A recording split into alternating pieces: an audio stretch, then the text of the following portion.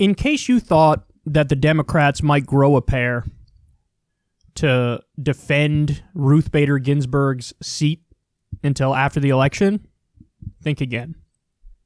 Axios says the following: Democrats privately fear that going too hard on Judge Amy Coney Barrett in her confirmation hearings could wind up backfiring if senators are perceived as being nasty to an accomplished woman. These people are beyond parody. They're beyond parody. So they've internalized the vapid neoliberal identitarianism. Like, they're drunk on identity politics. What do I tell you all the time about corporate Democrats?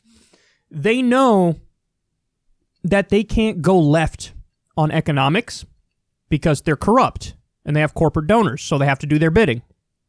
They know they can't go left on economics. So what do? They think, well, we have to come up with a way to appease the base. And how can we appease the base? I know. We'll go full woke.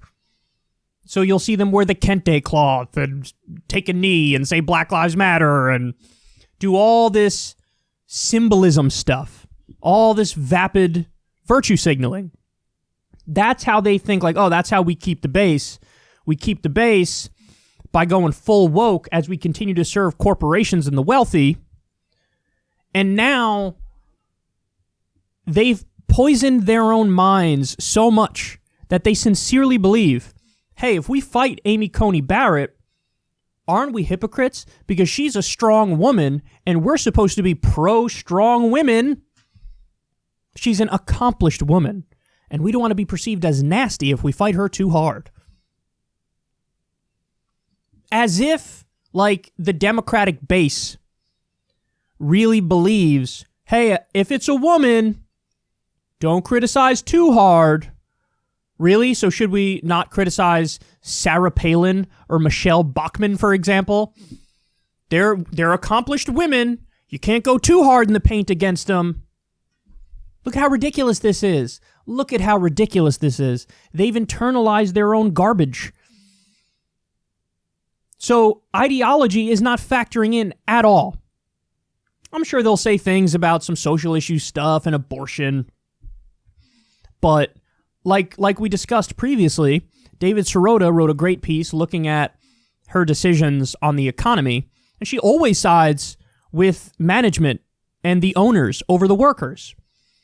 She basically screwed Grubhub employees out of overtime pay. They weren't getting paid overtime even though they were working overtime, and Amy Coney Barrett said, no, we can't do anything to fix that. You got to go into private arbitration. And of course, in arbitration, they're going to rule against the workers because the arbitrators are picked by management. So she always sides with corporations. Are they going to bring that up and attack her on that? Of course not. Of course not. They might even agree with her on that. She's a strong woman, guys. We can't go after strong women because that might mean we're sexist. Just like if you go after somebody who's black, you might be racist.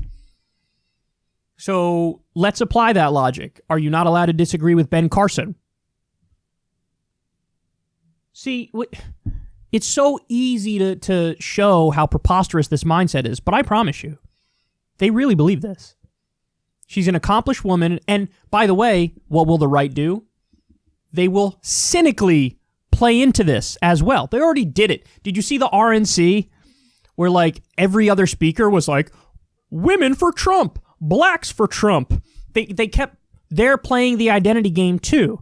So now they pick an accomplished woman to fill Ruth Bader Ginsburg's seat, and if the Democrats try to block her, they'll be like, how could you all be so sexist? This is an accomplished woman. And the Democrats are too dumb to be like, that's bullshit. We disagree with her on ideology. They'll be like, oh, they're right. Maybe we shouldn't attack so hard because we don't want to look like hypocrites and we don't want to fight an accomplished woman too much.